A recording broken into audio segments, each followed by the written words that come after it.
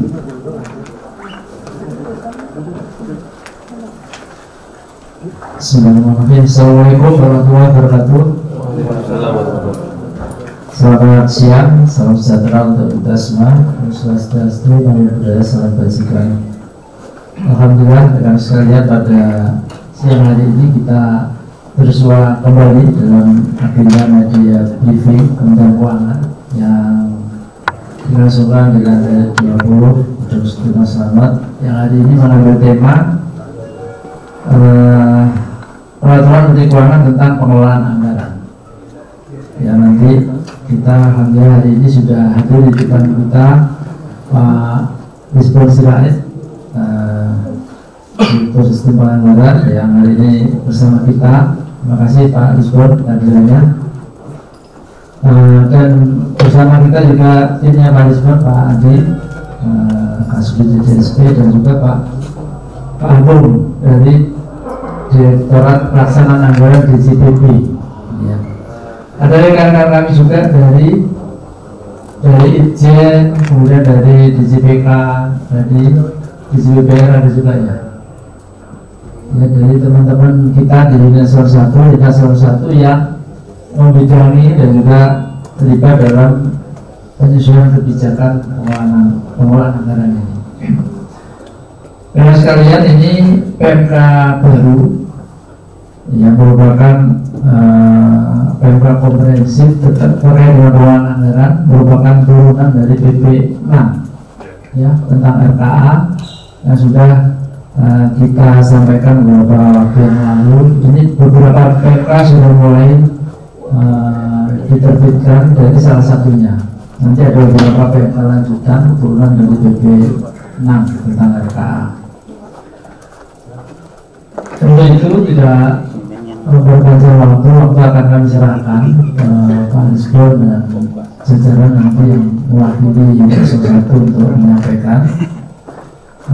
Sebelum dimulai saya mohon maaf karena sebelumnya Pak Isa terjadwalkan hadir di sini, tapi di waktu yang sama jam 13.30 dan harus ada rapat pimpinan di gedung sebelah, sehingga tidak bisa hadir di forum pada siang hari ini.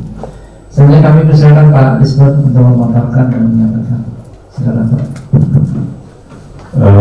Terima kasih Pak Ses. Assalamualaikum warahmatullahi wabarakatuh. Selamat siang dan salam sejahtera buat kita semua. Yang kami hormati teman-teman dari media.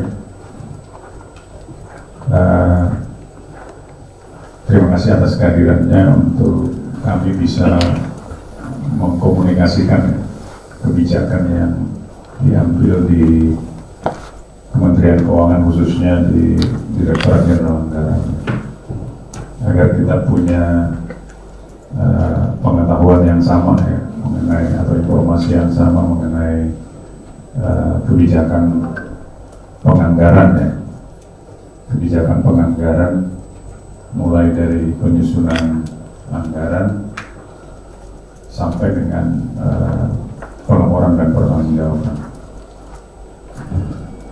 Adapun latar belakang dari PMK ini, kita ingin agar ada sinergi ya, pengaturan ya, mengenai substansi perencanaan, pelaksanaan anggaran hingga pertanggungjawaban. Karena selama ini pengaturan itu ya, kalau perencanaan ada di DJA, ada PMK-nya tersendiri, lalu pelaksanaan ada di DJPP ya, kemudian pertanggungjawaban juga ada di DJPP ya. Lalu di DJA sendiri, kalau penganggaran terkait belanja KL, PMK-nya sendiri. Kalau terkait dengan BABUN ya, bagian anggaran BUN, itu PMK tersendiri. Ada lagi kalau mau revisi anggaran, ada PMK tersendiri lagi ya. Jadi ini yang kita coba disinergikan ya pengaturannya. ya, baik di level perencanaan dan juga di tahapan pelaksanaan anggaran hingga pertanggungjawaban anggaran. Lalu yang kedua memang ada amanat dari Dirman ya, yang baru diterbitkan ya tahun ini 2023 mengenai penyusunan rencana kerja anggaran ya, KA. Tapi sebenarnya inisiasi untuk sinergi itu sudah dilakukan sebelum PMK ini, PP ini diterbitkan. Tapi yang paling penting juga adalah PMK ini juga dibuat sekaligus adanya kebutuhan penyempurnaan regulasi ya, dan bahkan penyesuaian mengenai proses bisnis ya. Jadi tidak sekedar sinergi pengaturan, tapi juga memang ada proses bisnis yang perlu diperbaiki, sehingga dan tentunya yang terakhir adalah kebutuhan simplifikasi ya. Simplifikasi pengaturan. Kita nanti sudah punya peraturan Menteri Keuangan yang mengatur mulai dari perencanaan hingga ke pertanggungjawaban, sehingga diharapkan tata kelola pelaksanaan anggaran itu menjadi lebih baik ya. Dan juga menghilangkan pengaturan yang tumpang tindih ya, yang pada akhirnya juga nanti pengaturan yang bagus ya, harapannya bisa menciptakan belanja negara yang efektif dan efisien ya. Lalu juga modernisasi mengenai pelaksanaan anggaran juga terkait dengan IT ya. Dan dari berbagai PMK itu kita buat dalam satu PMK ya. Tentunya materinya ada yang diubah, ada yang dihilangkan, dan bahkan ada yang dicampur. Tapi tujuannya adalah kita ingin agar pengaturan itu menjadi lebih sederhana, dan kalau udah sederhana ya tumpang tindih, dan yang paling penting lagi kontradiksi antara aturan yang satu dengan yang lain itu bisa dihindari. Next ya, kalau kita lihat apa aja sih substansi yang akan diatur ya. Yang pertama memang sesuai dengan keinginan dari banyak pihak ya, dan juga mungkin nomenklatur ini udah nggak asik, prinsip belanja berkualitas. Ini juga kita coba pertajam ya. Berkualitas itu dilihat dari efisiensi. Efisiensi nanti kita coba akan ukur dari standar biaya, seperti yang kita diskusikan bulan yang lalu ya. Nanti kita akan lihat apakah belanja setiap kementerian lembaga itu udah efisien. Ya dasarnya standar biaya yang sudah ada. Kalau ada gap yang besar dari standar biaya, berarti belum efisien dan nggak boleh kan, nggak boleh melampaui standar biaya yang ada. Jadi yang kita nilai nanti efisiensi itu kalau kementerian lembaga bisa menghasilkan output dengan biaya yang lebih rendah dari standar biaya. Lalu efektivitas ini kaitannya dengan capaian outputnya. Outputnya sudah tercapai 100% atau tidak. Ini ukuran-ukuran ini kita harapkan bisa meningkatkan kualitas belanjanya. Lalu outputnya itu atau kegiatannya prioritas apa enggak. Lalu masalah transparansi dan akuntabilitas ini juga kita definisikan secara jelas ya di dalam PMK nanti. Lalu ada penguatan penerapan kerangka pengeluaran jangka menengah. Agar perencanaan anggaran itu menjadi lebih baik, kita diminta untuk, selama ini kan kita diminta untuk apa? Untuk menyusun anggaran 3 tahun ke depan. Kenapa 3 tahun ke depan?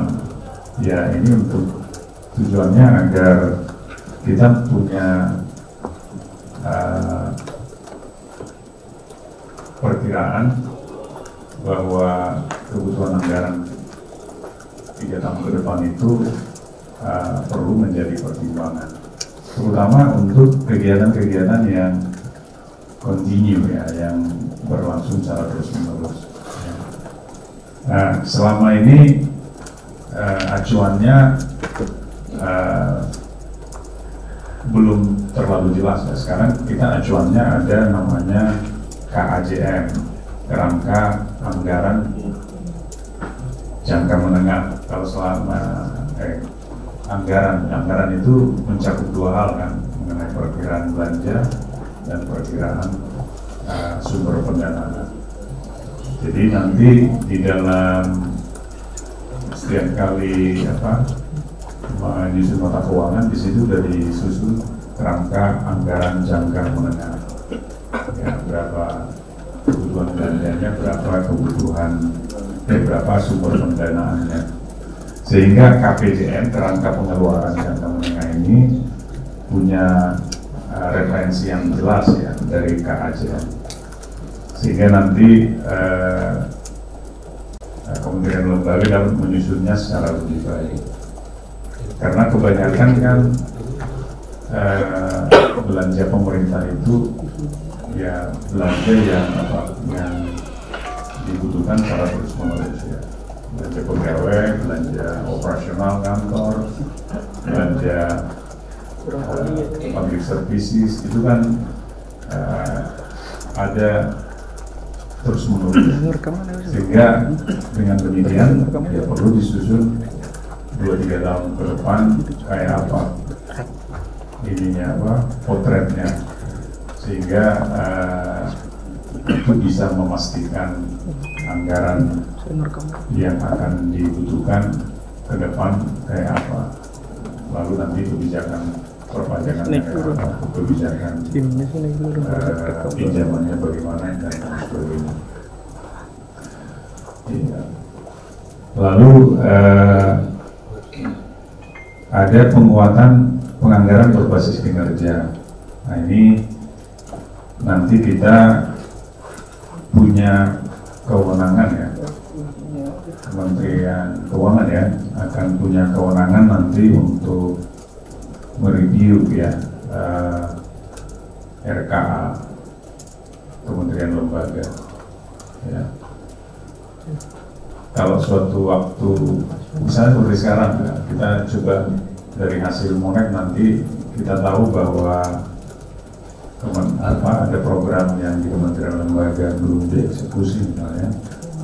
Ini kenapa belum dieksekusi? Ya mungkin kita dapat informasinya dari hasil monek. Nanti kalau memang programnya perlu diperpanjang, nah itu bisa dilakukan. Nanti dengan koordinasi Kementerian Lembaga dan tentunya Bappenas akan dilakukan penajaman programnya sehingga bisa dieksekusi kembali. Lalu kita ingin agar proses pelaksanaan penganggaran itu tidak jauh berbeda dengan apa pelaksanaannya. Ya. Jadi kalau di perencanaan sudah bagus ya, harapannya kan memang pelaksanaan juga tidak masalah. Lalu ada poin mengenai yang paling penting juga adalah sinkronisasi belanja KL dengan transfer ke daerah. Ya. Jadi kalau mungkin sebagai informasi, kalau anggaran transfer ke daerah itu kan ada di BUN ya. Lalu kalau belanja program Kementerian Lembaga ada di BAKL ya, bagian anggaran Kementerian Lembaga. Ini sekalipun sumber anggarannya berbeda, tapi proses sinkronisasinya tetap harus ada. Nah ini dipertegas di PMK ini bahwa misalnya nanti transfer ke daerah berbentuk DAK fisik misalnya, lokasinya ada di mana, lalu belanja KL-nya ya harusnya mendukung itu. Jadi kalau ada pembangunan seperti mungkin ya sering didengar ada pembangunan pelabuhan ya oleh pusat misalnya, lalu kementerian oleh kementerian lembaga, lalu jalan akses ke sana misalnya tidak menjadi prioritas bagi daerah ya. Nah nanti biar jadi prioritas bagaimana? Berarti DAK-nya belanja KL, DAK-nya ya itu harus memprioritaskan pembangunan jalan ke sana. Kira-kira gitu. Jadi saling mendukung ya. Kalau belanja BUN atau belanja TKD itu sudah nyekup dengan belanja KL-nya. Jadi tidak ada lagi misalnya proyek-proyek pemerintah pusat tidak disupport oleh daerah. Mungkin support secara volunteer dari daerah susah ya, makanya instrumennya adalah DAK fisik kan, DAK jalan, DAK jalan provinsi, DAK jalan kabupaten kota. Lalu ini kita juga perkuat dengan lokus. Jadi setiap belanja KL akan wajib ada lokusnya, itu ada di mana gitu. Jadi nanti di dalam dokumen penganggaran itu proyek A lokusnya ada di mana. Lalu nanti kita bisa lihat juga DAK fisik misalnya itu ada di mana. Nah, itu nanti kita bisa lihat apakah belanja KL dengan belanja TKD-nya itu nyambung atau enggak. Harapannya sih yang lebih besar lagi belanja KL, belanja TKD dan belanja APBD ya, non TKD ya, itu harus saling. Sehingga memang karena otonomi kan memang harus dikeroyok atau harus dilakukan bersama-sama ya. Lalu yang terakhir ya mengenai penyederhanaan proses untuk peningkatan kualitas RKKL ya. Ada pengaturan mengenai review ya, review APID ya, untuk memitigasi risiko. Ada juga nanti penyempurnaan kaidah penganggaran yang harus diberlakukan. Dan yang pertama tadi mengenai kita ingin agar RKKL itu bisa disusun lebih awal ya. Seperti sekarang kan sudah tahapan publik indikatif, lalu nanti ada pagu anggaran baru disusun RKKL-nya. Nah, kalau ini kita ingin di dalam TMK yang baru, begitu ada publik indikatif, kementerian lembaga itu sudah bisa menyusun rancangan RKKL. Bagaimana caranya? Dengan menggunakan proyek populatif ya, proyek populatif dari RKA yang lama ya, yang tahun yang lalu. Karena pada prinsipnya seperti saya sampaikan di awal bahwa anggaran itu ya dari waktu ke waktu sebenarnya nggak banyak berubah ya. Karena juga anggaran juga naiknya tidak cukup signifikan ya. Jadi ada banyak kegiatan, ada banyak program dari kementerian lembaga itu sudah bisa disusun sejak awal. Sehingga nanti untuk melihat apakah rancangan itu sudah memenuhi kaidah-kaidah yang ada, itu waktunya kita akan lebih banyak. Next,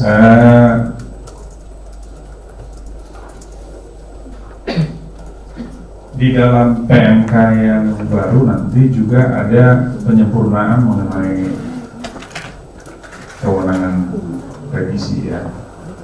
Prinsipnya kan kita ingin agar pengguna anggaran, dalam hal ini kementerian lembaga, itu harus dikasih kewenangan yang lebih besar untuk mengatur ya, karena yang tahu kebutuhannya ya adalah kementerian lembaga yang bersangkutan.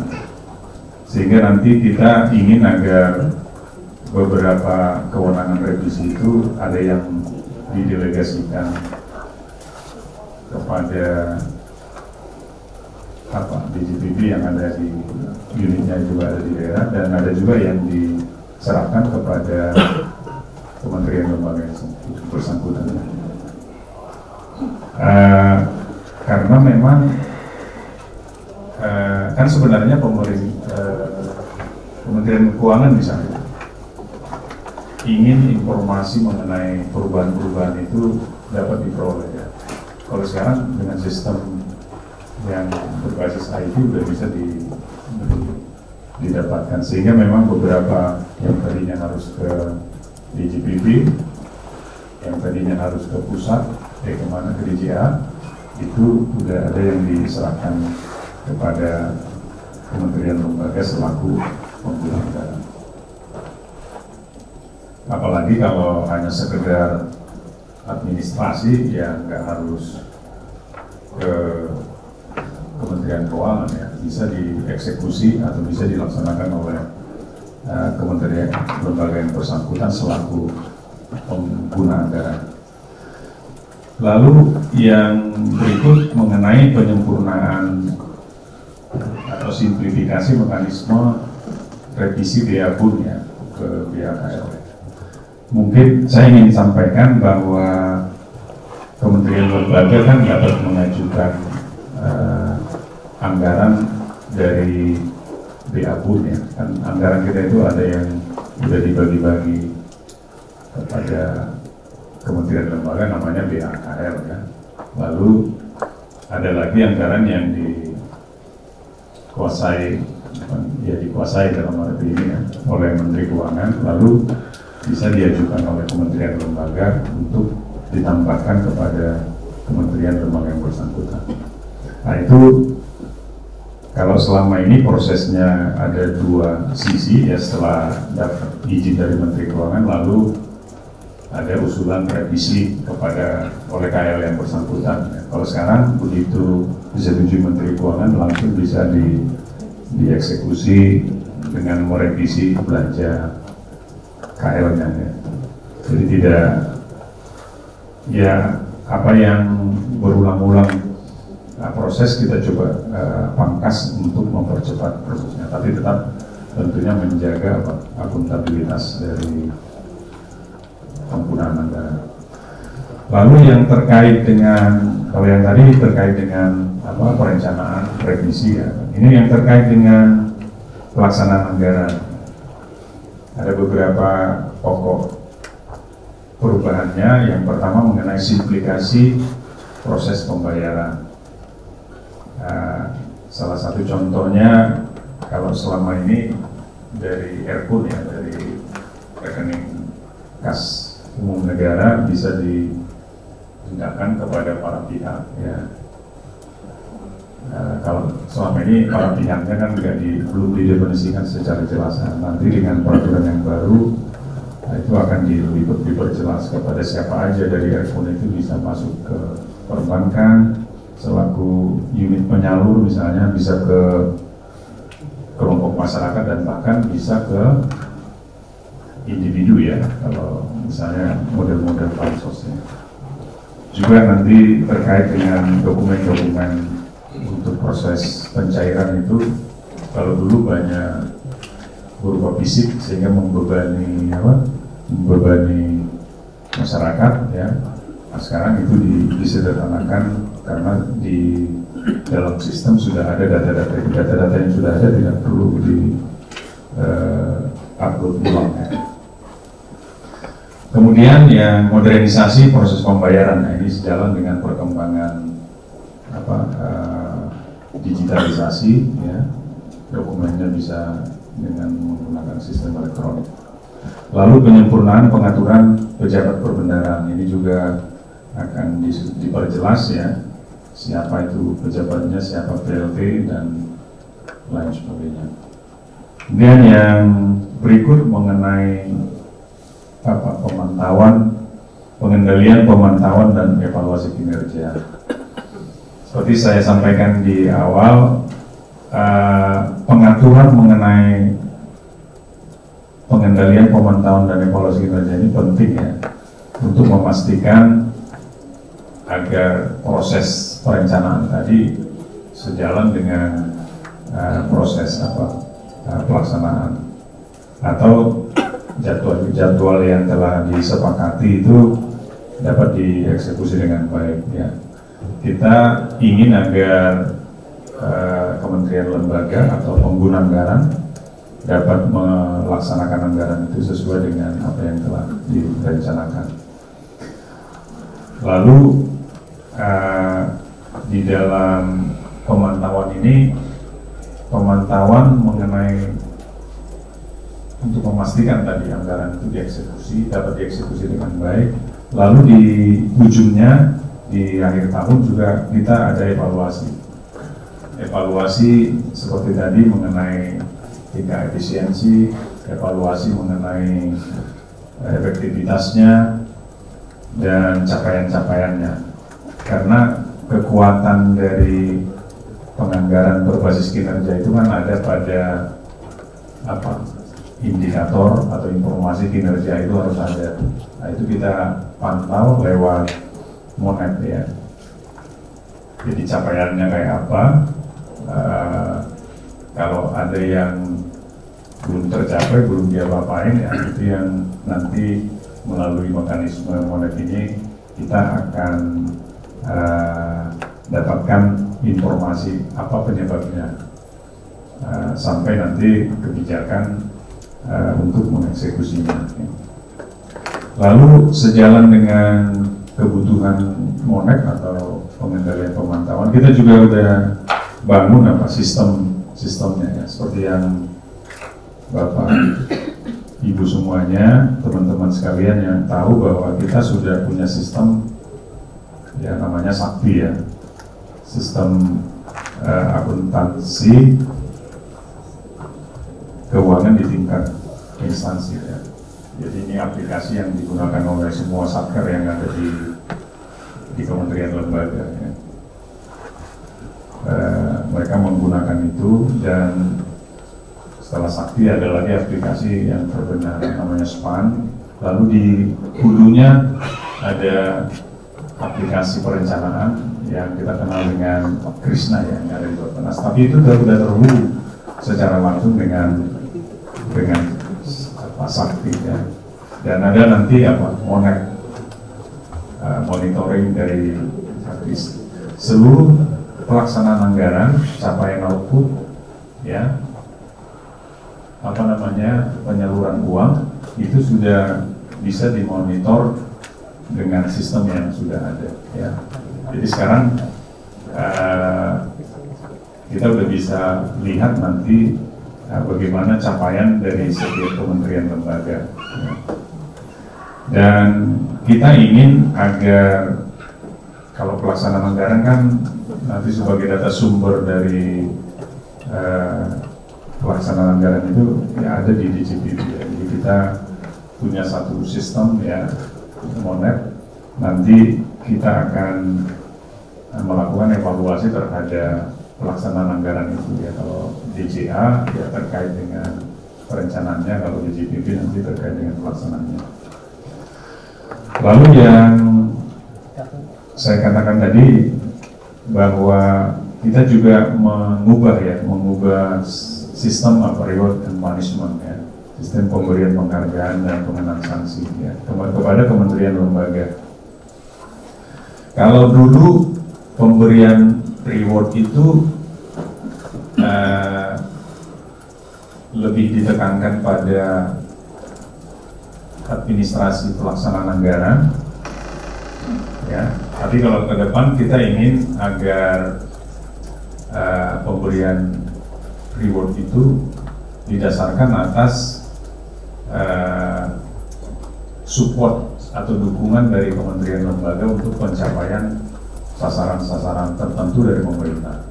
Misalnya sekarang ini lagi didorong untuk menggunakan produksi dalam negeri ya, sekalipun sudah ada aturan mengenai penggunaan produksi dalam negeri, tapi kita coba berikan insentif nanti bagi kementerian lembaga yang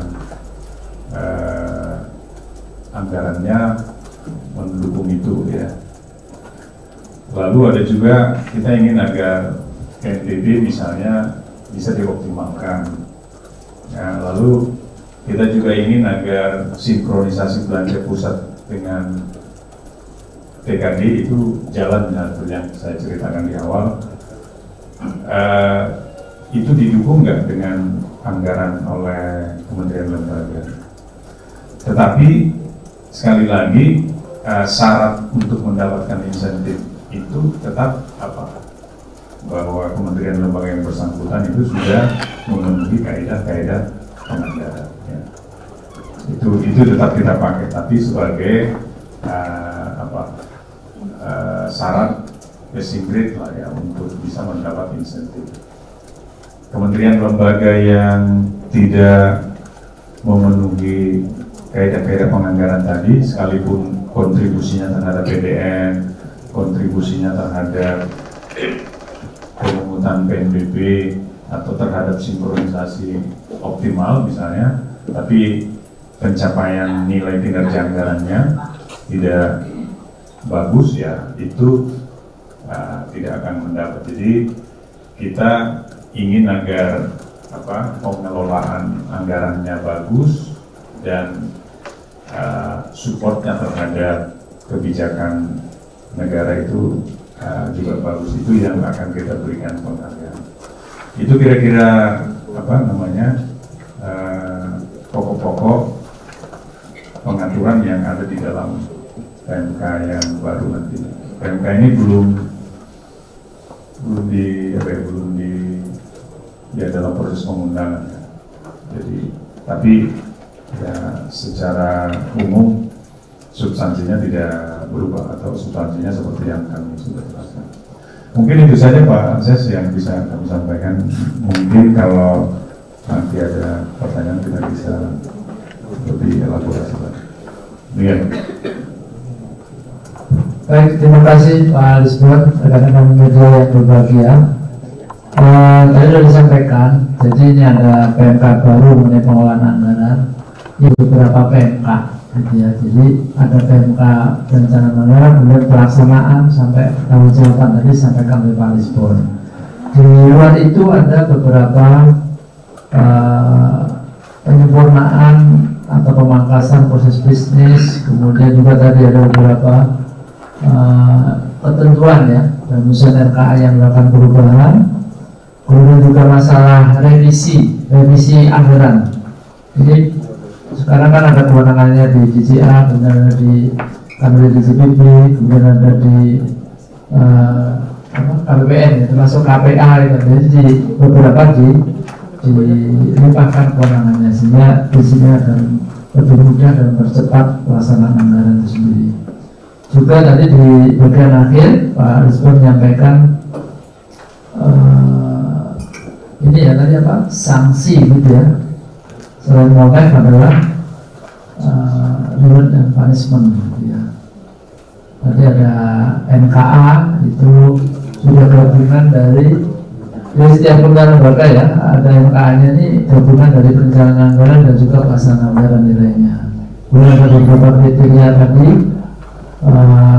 kinerja percepatan pelaksanaan berusaha, kinerja pengelolaan PNBP, seterusnya tadi yang disampaikan oleh Pak akan dihitung nanti ya sebagai pertimbangan untuk diberikan insentif dan juga punishment atau sanksi. Mungkin sebelum tanya jawab atau mungkin pendalaman sekalian, Pak Adi atau Pak Adi, silakan. Cukup. Silakan mungkin sekarang kita buka forum tanya jawab. Ini kita sudah hadir Pak Direktur dari Pak Adi Kasubdit, Pak Adi Transformasi Sistem Anggaran ya. Kemudian Pak Agung Kasubdit analisis pelaksanaan pengembangan anggaran. Analisis pelaksanaan anggaran dari Direktorat PA ya Pak. Pelaksanaan anggaran dari DJPB, teman-teman kami yang lain ada di jalan dari ini salah satu yang lain yang juga terlibat dalam penulisan ini, dan juga perlu mungkin kalau teman-teman akan menanyakan nanti akan direspon oleh teman-teman yang di sana. Baik, rekan saya, kami silakan sebelah kanan dulu, ada yang ditanyakan. disebut nama sama dari mana ya Mas? Selamat siang Pak, Ilham Pak dari Media Indonesia. Saya izin Pak mau tanya, mungkin kita penjelasan lebih lanjut lagi Pak terkait tadi sinkronisasi belanja KL dan TKD pekerjaan, kesalahan kebijakan fisik contohnya. Itu kan tadi Pak Rizwan bilang yang diperkuat akan diperkuat sosialisasi dan mungkin apa ya, pengawal dari DJA atau koordinasi kepada kementerian terkait. Bagaimana dengan DPR ini Pak? Sejauh ini sebelum PMK terbit, apakah sudah ada pembicaraan dengan Pemda? Apakah ada penolakan atau mungkin ketidakterimaan Pemda untuk menjelaskan penganggaran ini? Terus kemudian tadi juga disampaikan ada dalam PMK nanti bakal ada fokus gitu anggaran digunakan di mana, itu juga bagaimana respon Pemda? Mungkin itu Pak sementara, terima kasih. Baik, satu lagi masalah sebelah kanan. Sebelah kiri ada? Ada delapan semua Pak. Nah ini antara yang jadi satu lagi, silakan Pak. Ya Pak, beberapa waktu lalu kan waktu di rapat koordinasi internal Presiden. Oh iya, Agnes Pak dari Harian Kompas. Beberapa waktu lalu kan Pak Presiden pernah menyoroti ya di rapat koordinasi pengawasan internal soal masih ada temuan terkait penggunaan anggaran yang tidak relevan, tidak tepat sasaran, misalnya lebih banyak dipakai untuk belanja birokrasi, perjalanan dinas, sementara untuk tujuan asli dari penggunaan anggaran tersebut, anggaran yang diberikan oleh KL dan Pemda itu hanya sedikit gitu. Nah ini apakah dalam PMK ini juga sudah menyoroti hal tersebut Pak? Kira-kira seperti apa pengawasannya, pemantauannya, lalu tadi kan ada juga soal sanksi gitu. Tadi kan yang dijelaskan adalah soal insentifnya Pak. Nah kalau sanksi terhadap KL dan Pemda yang tadi misalnya seperti yang disoroti Pak Presiden bahwa mereka tidak sesuai dengan tujuan penganggarannya atau mereka tidak sinkron antara anggaran yang diberikan dengan tadi sinkronisasi dengan belanja KL dengan TKD itu ya Pak. Nah itu kira-kira untuk sanksinya seperti apa? Itu dulu Pak. Terima kasih.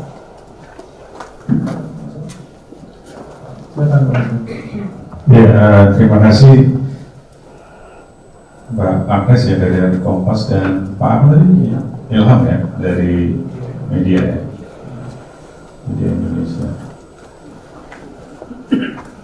Mungkin yang ingin saya sampaikan bahwa sinkronisasi belanja KL itu dengan TKD kan transfer ke daerah ya, itu khususnya yang di angka fisik itu masih sama-sama anggaran apa pusat ya, jadi makanya bisa di manage ya.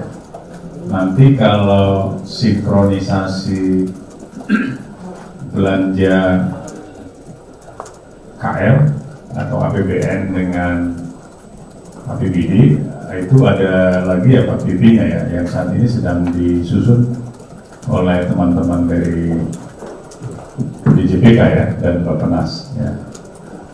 Jadi kalau yang kita sedang sinkronisasi ini adalah dana yang sama-sama dari APBN, cuma satu lewat kementerian lembaga, satu lewat apa? Eksekusinya lewat APBD ya. Kan TKD khususnya DAK itu kan instrumen anggaran atau instrumen keuangan yang bisa digunakan oleh pusat untuk mendrive belanja daerah ya. Jadi itu yang akan disinkronkan ya. Jadi kalau misalnya gini, kalau ada DAK jalan ya kan di dalam kebijakan pemerintah. Nah, jalan-jalan ini misalnya seperti yang saya contohkan tadi, dan pada saat bersamaan ada juga belanja KL untuk membangun pelabuhan misalnya. Jadi nanti lokasi pelabuhan ditentukan di mana. Kalau ada DAK di daerah itu ya itu yang diprioritaskan. Jadi intinya APBN itu baik yang dieksekusi sendiri oleh KL maupun yang akan disalurkan atau dialokasikan lewat DAK ya, kepada daerah itu udah nyambung gitu ya. Jadi tidak ada lagi cerita bahwa belanja KL kemana, belanja DAK kemana, padahal itu sama-sama merupakan sumber yang sama. Itu yang sedang dilakukan. Bagaimana caranya? Salah satunya dengan lokus. Jadi nanti begitu disepakati belanja KL, biar KKL-nya ada lokusnya di mana, lalu nanti DAK lokusnya ada di mana. Itu akan kelihatan. Dan lokus ini di dalam sistem atau menjadi bagian dari suatu sistem. Jadi kalau nggak diisi lokusnya, anggaran tidak bisa diproses sampai ke akhirnya DIPA ya. Kira-kira gitu. Jadi sehingga ini dipaksa ya melalui sistem yang ada. Lalu tahapan berikutnya adalah ada Monet kan. Monet nanti akan secara bersama-sama Bappenas, DJA, DJPB, DJPK itu melakukan Monet ya. Capaian berikutnya nanti kalau misalnya ternyata lokasinya ini nggak benar nih kan, misalnya seperti itu tadi ada ruang untuk melakukan penajaman itu salah satunya juga memperbaiki alokasi ya.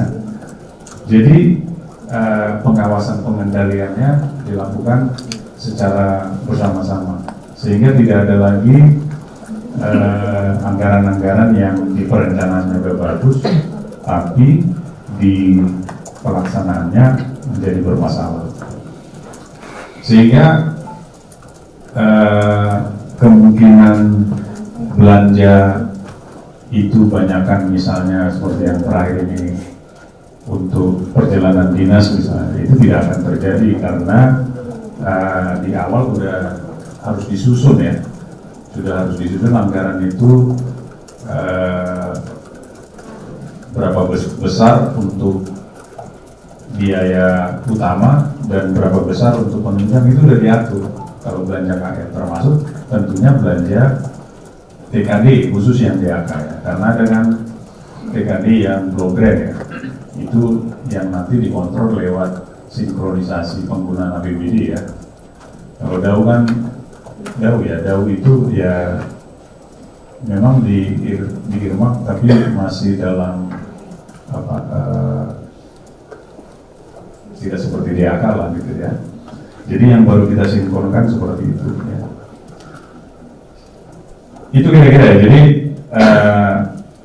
perencanaannya sudah oke, lalu untuk menjamin itu agar dalam pelaksanaannya juga sejalan, kita punya sistem Monet yang terintegrasi ya, sehingga setiap pelaksanaan anggaran nanti akan dipantau setiap bulan ya melalui Monet itu, sehingga kalau ada pelaksanaan yang tidak sesuai atau pelaksanaan tidak bisa dieksekusi karena ada persoalan yang lain, itu tim nanti akan bisa menyelesaikan itu.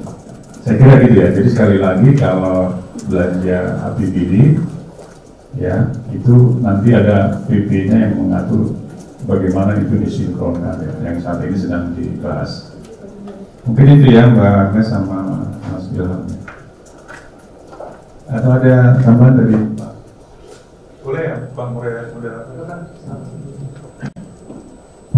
Terima kasih Pak Direktur, Pak Ses, izin Bapak Ibu semua. Sebenarnya sudah sangat lengkap dari Pak Direktur, Pak Rizkon, karena pengalaman beliau juga sebelum di DJA juga di DJPK, sehingga sebenarnya yang disampaikan Pak Direktur tadi sudah sangat komprehensif. Namun tentunya memang untuk sinkronisasi belanja kementerian lembaga dan transfer ke daerah ini memang tujuannya supaya juga tidak terjadi duplikasi, dan tentunya terkait dengan fokus ini kan memang dicantumkan guna identifikasi belanja pemerintah ini yang lebih spesifik kepada penerima manfaat dan juga adanya sinkronisasi dengan alokasi transfer ke daerah. Dan memang sebenarnya juga hal ini sudah mulai diinisiasi oleh teman-teman DJA dan teman-teman DJPK, dan tentunya memang di awal-awal memang masih terkait dengan penyaluran untuk di akar fisik khususnya. Namun ke depan ini akan lebih dielaborasi kepada alokasi lainnya, dan terkait dengan penolakan dari daerah ini tentunya tadi sudah disampaikan oleh Pak Direktur bagaimana terkait dengan APBN dan APBD. Namun tentunya mudah-mudahan sampai seterusnya nanti tidak ada, namun sampai saat ini pun juga tidak terdengar untuk hal tersebut. Kemudian yang itu tadi dari Pak Ilham dari Media Indonesia, menambahkan dari Pak Direktur. Untuk Mbak Agnes dari Kompas, tentunya memang untuk pengadaan dan sanksi ini sebenarnya juga sudah diatur di beberapa peraturan Menteri Keuangan sebelumnya. Namun tentunya ini lebih spesifik karena lebih ada kolaborasi antara DJA dan DJPB, dan tentunya terkait dengan sanksi memang barangkali juga lebih relevan terkait dengan hasil momen. Namun terkait dengan penyusunan ini terdapat batasan-batasan yang dinormalkan juga di dalam penyusunan KKN, sehingga tentunya ketika skema kebijakan pemberian penghargaan dan pengenaan sanksi ini juga diterapkan dalam PMK pengelolaan anggaran ini, tentunya nanti akan lebih memberikan guidance bagi stakeholder dalam hal ini sudah kementerian lembaga di dalam mereka menyusun LKPM. Demikian, terima kasih. Mungkin sedikit saya tambahkan yang sanksi ya. Sanksi itu termasuk tadi kan penajaman ya, programnya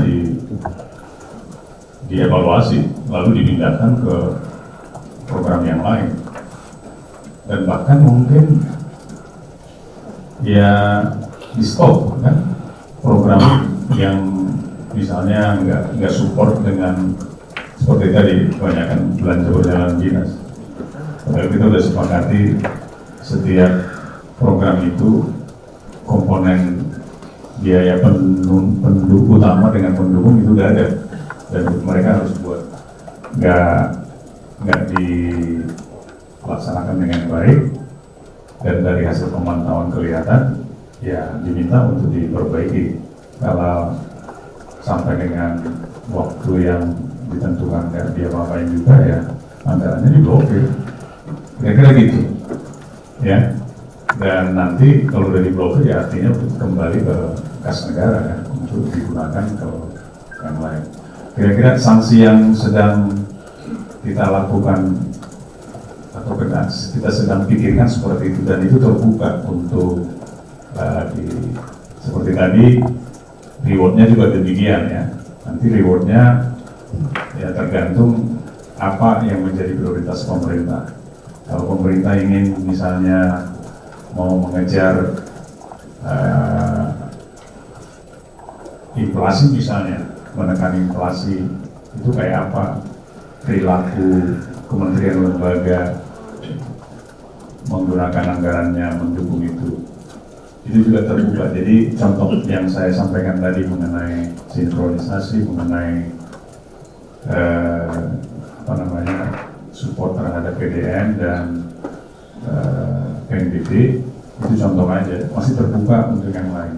Karena begitu kan anggaran itu diberikan dengan diskresi yang quote-unquote itu terbatas ya, tapi ada diskresinya. Kita ingin agar perilaku anggaran itu bisa mensupport kebijakan pemerintah, itu nanti yang akan kita jadikan dasar untuk memberikan reward. Tapi yang pasti sanksinya ya sampai dengan pengurangan anggaran kan. Mungkin ada best practice-nya itu bisa juga kan untuk tahun berikutnya kewenangan anggaran itu akan dikurangi, bisa juga seperti itu. Tapi pada saat yang bersamaan misalnya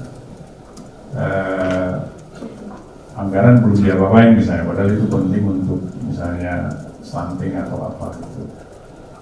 Nah itu jadi kita pertanggungjawabannya, dan dengan PP 6 tahun 2003 Menteri Keuangan ya yang bisa melakukan penajaman program.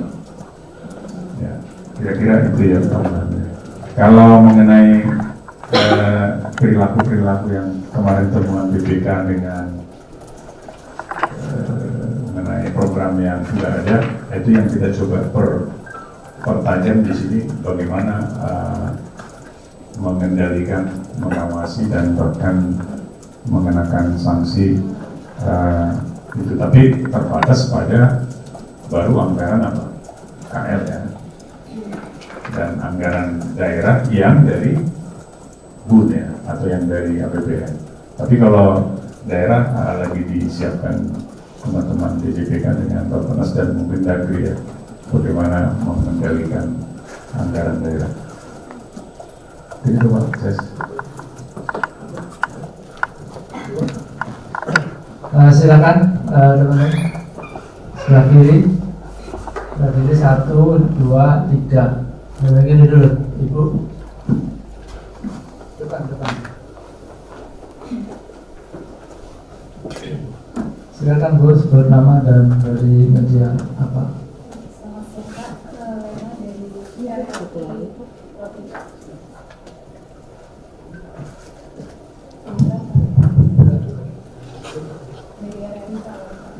Yang pertama saya ingin menanyakan mengenai ini kan PMKI kan tujuannya untuk meningkatkan efektivitas dan efisiensi belanja negara.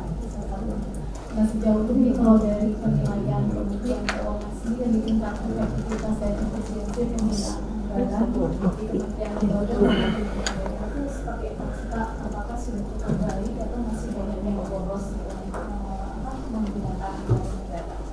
Nah kedua, dengan adanya PMK ini apakah anggaran-anggaran yang masih diblokir itu artinya akan sudah bisa lebih mudah digunakan Anggaran-anggaran yang diblokir atau digunakan itu. Nah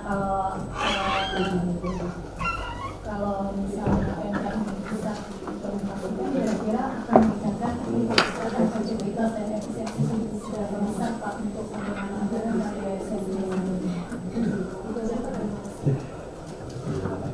Terima kasih Bu Lena. Siap dulu Pak. Mungkin yang pertama ya mengenai bagaimana efisiensi dan efektivitas, ya tingkat efisiensi dan ya efektivitas penggunaan anggaran di KL ya. Ini yang sedang kita perbaiki Bu, ininya apa, bagaimana cara mengukurnya ya. Kalau selama ini kan kita baru menggunakan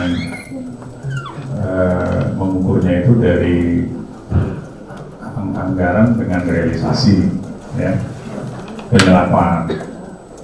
Kita belum melihat secara lebih jauh dari sisi apa, dari sisi outcome-nya ya. Karena memang beberapa anggaran kan itu bisa outputnya itu menjadi output sasaran atau output antara ya. Jadi memang belum tentu output yang kita hasilkan atau kementerian lembaga hasilkan itu langsung menghasilkan outcome. Itu bisa punya lag waktu ya. Demikian juga dengan efektivitas. Efektivitas itu juga baru kita ukur dari apa, dari capaian output dari yang direncanakan dengan realisasi. Jadi uang dan outputnya itu baru seperti itu ya. Lalu ke depan kita akan ini capaiannya kayak apa? Capaiannya ya sejauh ini cukup bagus kan capaiannya. Tapi apakah itu udah efisien apa enggak? Itu yang kita coba perbaiki cara mengukurnya dengan mewajibkan kementerian lembaga untuk menyusun apa standar biaya keluaran ya.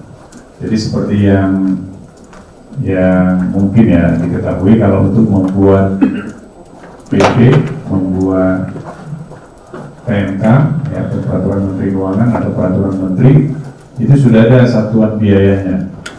Jadi efisiensinya nanti kita ukur apakah KL itu bisa menghasilkan output peraturan dengan standar biaya yang ada. Kalau yang lebih rendah dari standar biaya berarti lebih efisien.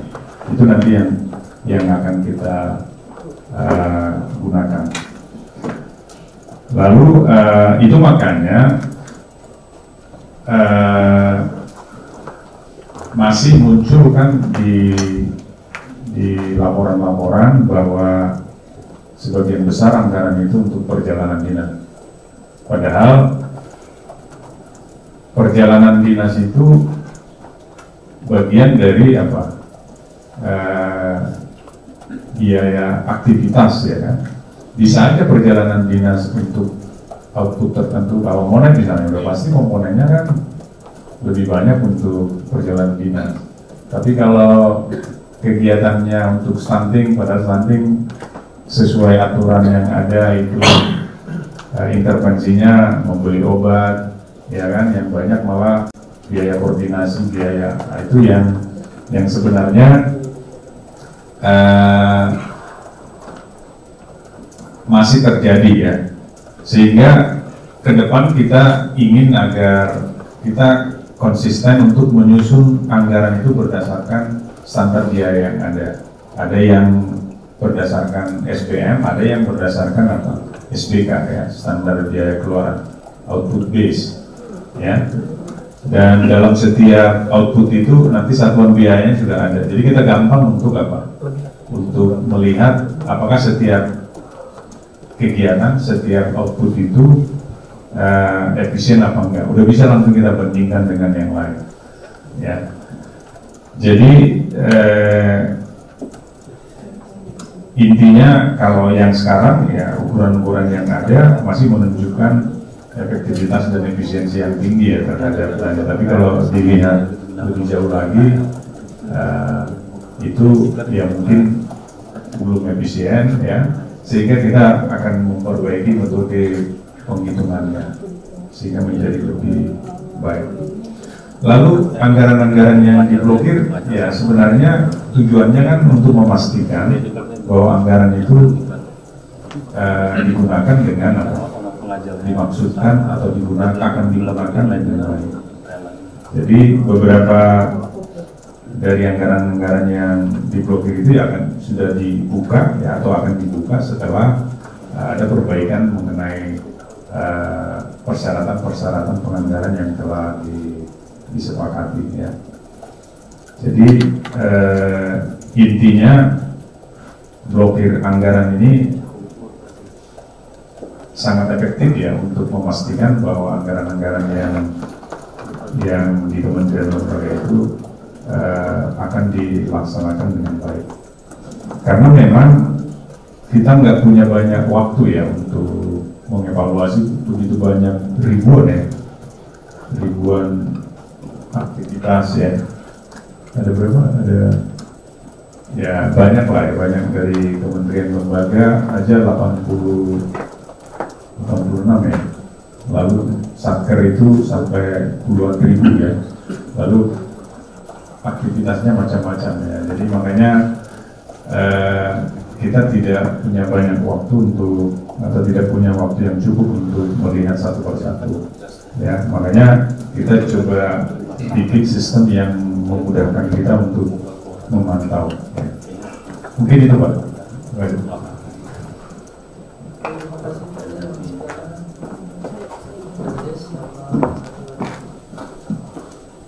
Selamat siang, Pak Sradis dari Kata Data.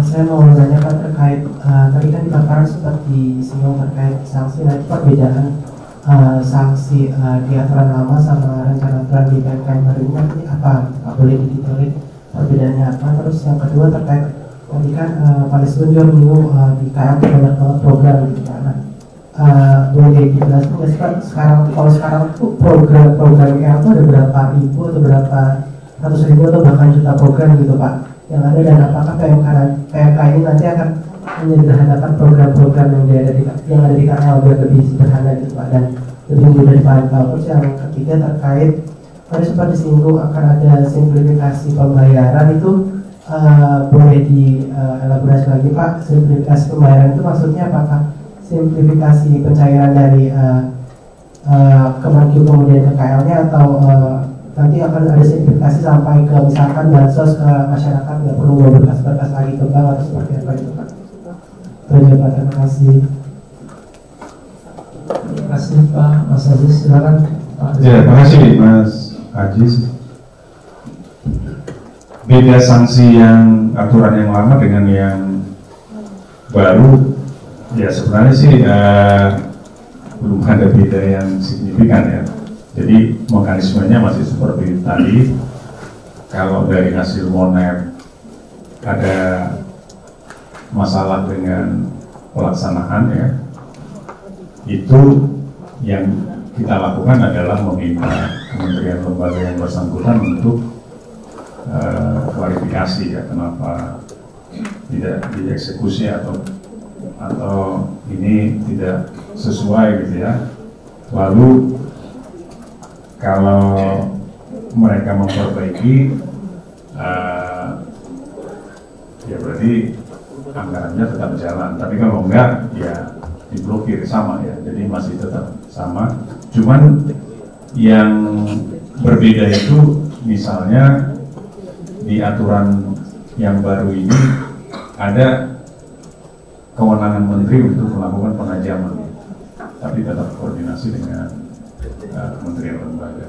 Dan bahkan ya kalau tidak bisa dilakukan dan KL-nya masih nggak melaksanakan, ya anggaran itu tidak boleh dieksekusi atau diblokir.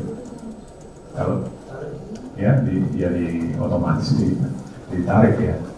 Nanti biar bisa digunakan oleh kementerian lembaga yang lain, mekanisme yang ada ya, anggaran KL yang bersangkutan yang diblokir dipindahkan ke PIABUN, lalu dari PIABUN nanti akan digunakan sesuai dengan mekanisme yang ada. Lalu simplifikasi program ini ya dilakukan bersama-sama dengan Bappenas ya. Kalau yang sekarang program itu ada 102 ya, dari Polres 28 ya dulu ya, 2 program ya dari 400. Tapi kan program itu terdiri dari beberapa kegiatan kan, nah, kan gitu ya, program terdiri dari beberapa kegiatan ya kan. Lalu kegiatan-kegiatan itu sekarang ini standarisasinya baru kita lakukan di level KRO namanya ya. KRO itu klasifikasi rincian output. Jadi misalnya kegiatan dalam program A misalnya itu harus menghasilkan output yang masuk klaster, misalnya peraturan kah, Monet kah, kira-kira gitu. Kalau nggak masuk ya berarti dicoret kan. Tapi kayaknya sih standarisasi dengan KRO itu, klasifikasi itu belum efektif, sehingga beberapa RO kita udah coba standarisasi nama dan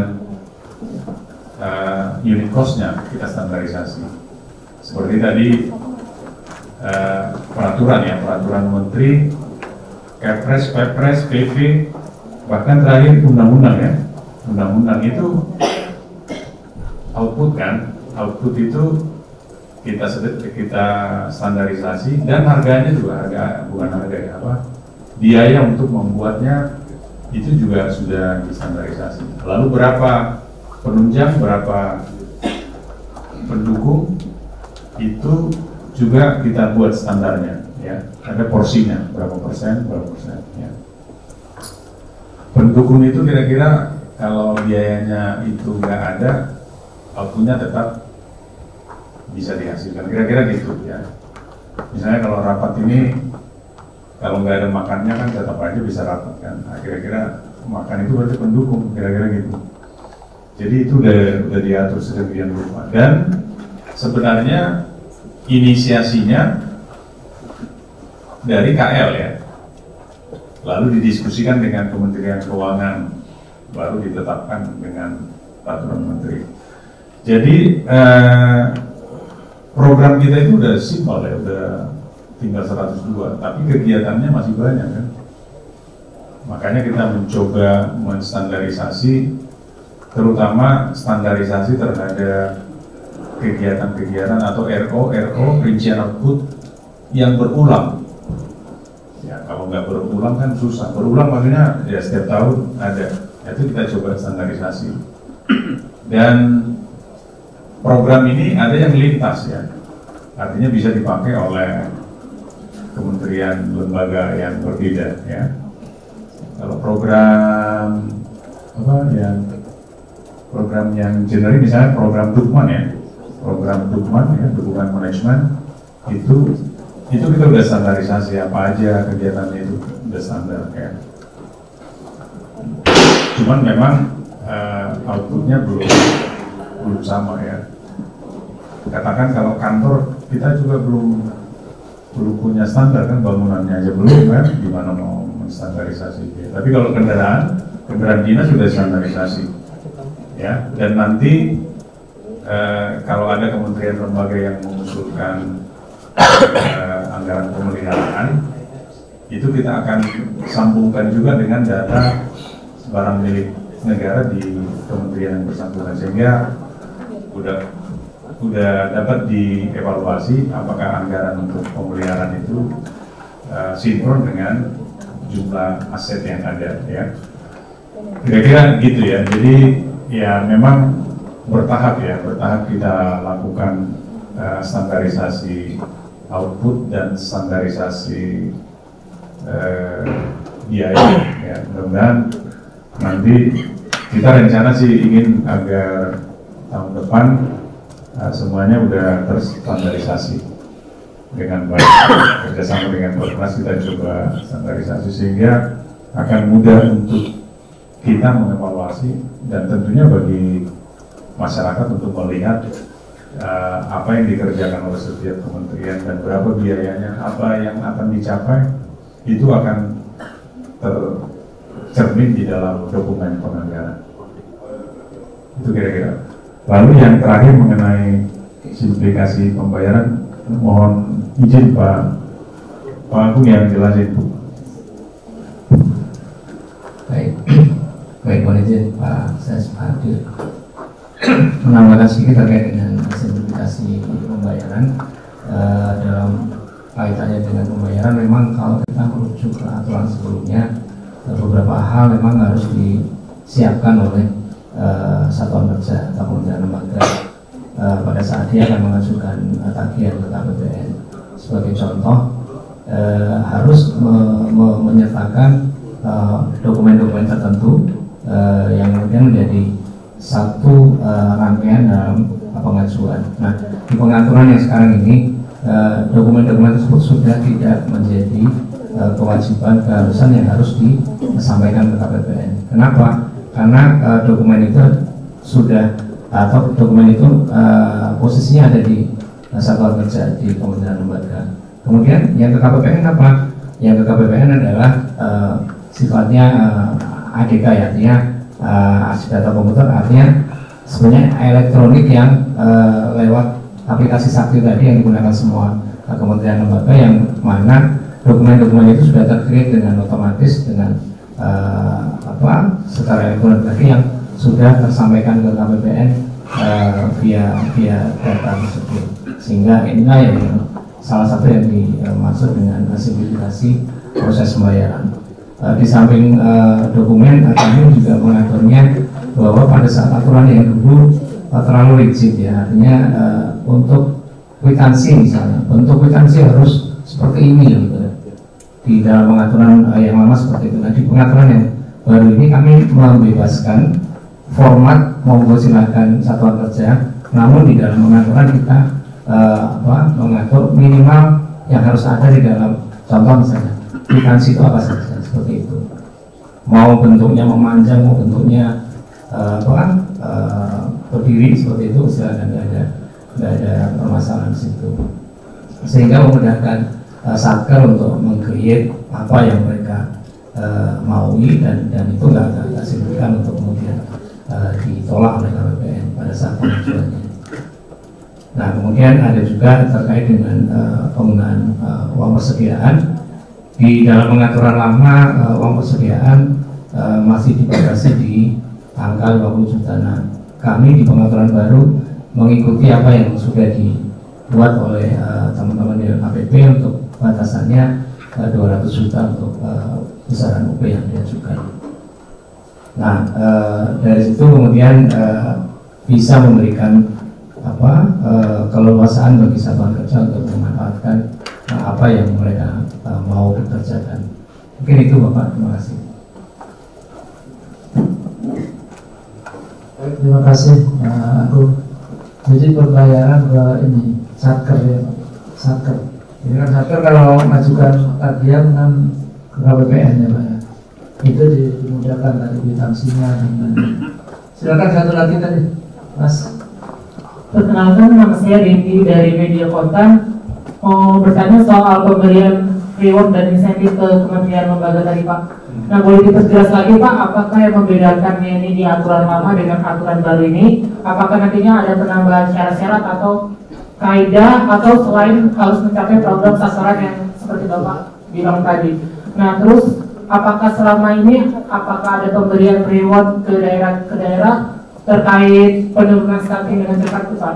Terus yang kedua mempertegas lagi, KMK ini terbitnya kapan ya Pak? Apakah di bulan ini atau di bulan depan?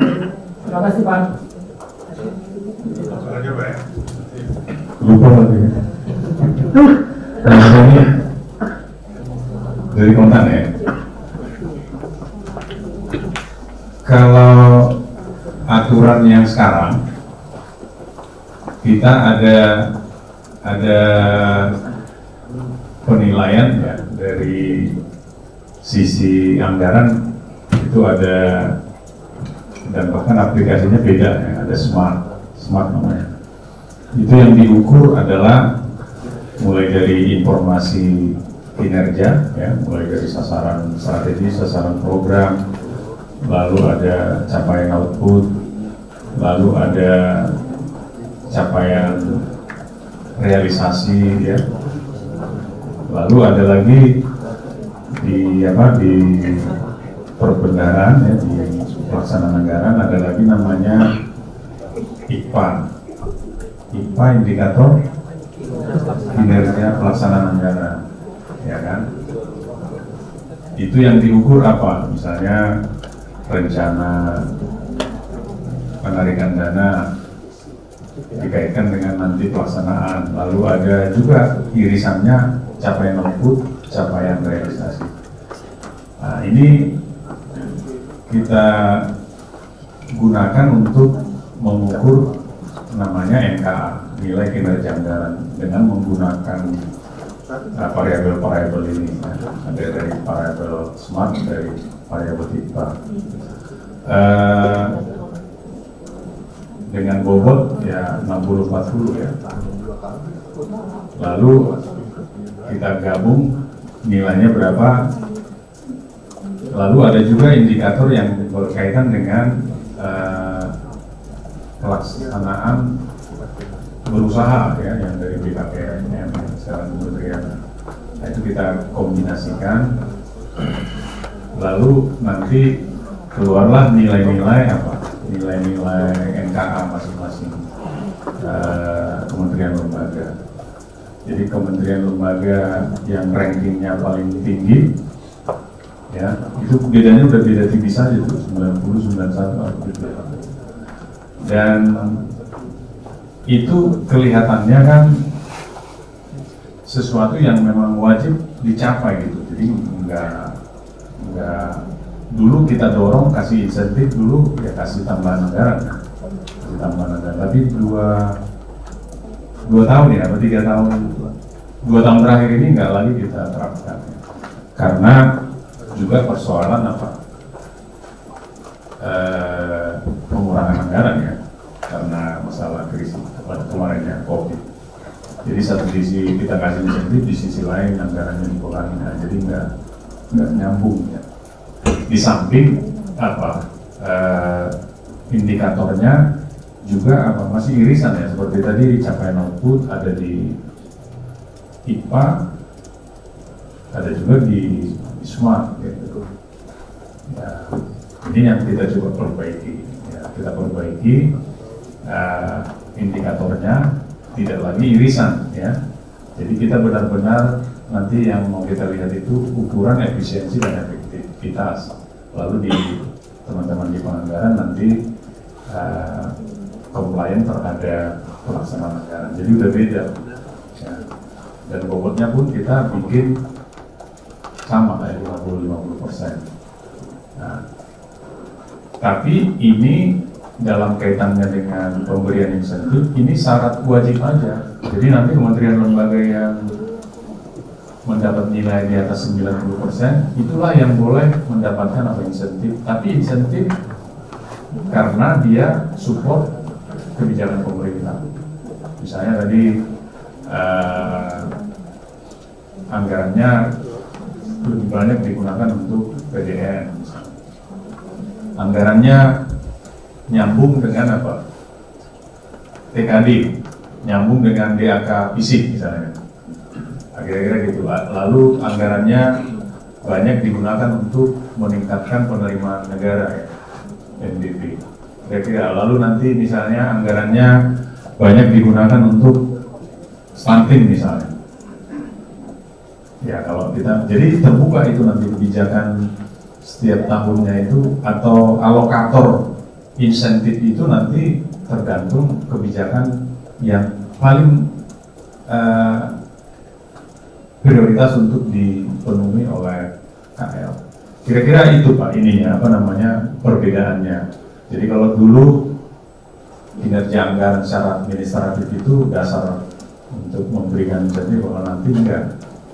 Selain itu juga apa, ada alokatornya dari capaian terhadap prioritas atau kebijakan pemerintah.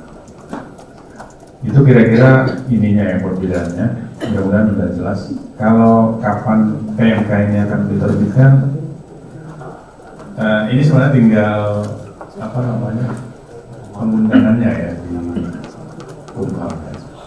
Nomornya udah ada, cuman kita juga belum dikasih nomornya. Jadi mudah-mudahan minggu depan ya, minggu depan akan diterbitkan. Oke, itu Mas Denny.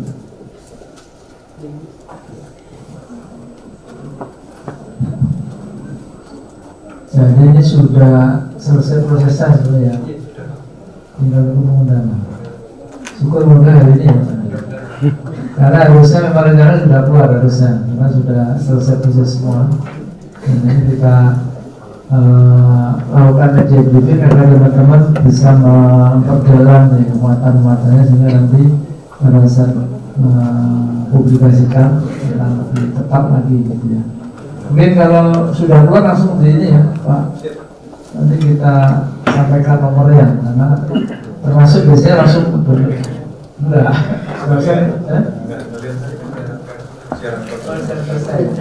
sudah disiapin sih secara presiden, kan belum ada nomornya ya. Oke. Baik, terima kasih Pak Dispon, sudah ada ya, cukup ya teman-teman. Pak Dispon, Pak Agung, Pak Adi, dan juga rekan sekalian dari Dinas Sosial lain yang sudah berhadir, dan tentu kepada rekan-rekan media sekali lagi terima kasih. Kita akan rutin seperti harapan Pak Isa, nanti minggu depan kalau nggak salah kita sudah pindahkan untuk beberapa PP tarif PNBP. Mungkin ada 2 session, mungkin bisa di sini, bisa juga di tempat lain. Nanti akan kita selenggarakan juga mungkin seperti ini agar teman-teman bisa memperoleh yang terupdate dan terbaru kebijakan-kebijakan terkait dengan anggaran dan juga PNBP. Mungkin demikian Pak Rizwan, ada tambah cukup bisa kita akhiri, silakan. Terima kasih ya buat rekan-rekan media. Mungkin saran kami sih rekan media, kalau ada yang masih belum jelas ya dari pemaparan kami, ya kami sih terbuka untuk dimintai informasi ya, biar ya nggak salah juga kan nanti dimuat ya, kalau bisa kita ingin satu ya di dalam pemerintahan ya. Oke, itu aja. Terima kasih sekali lagi, mohon maaf kalau ada hal yang kurang berkenan. Baik, terima kasih, kita bisa akhiri. Assalamualaikum warahmatullahi wabarakatuh.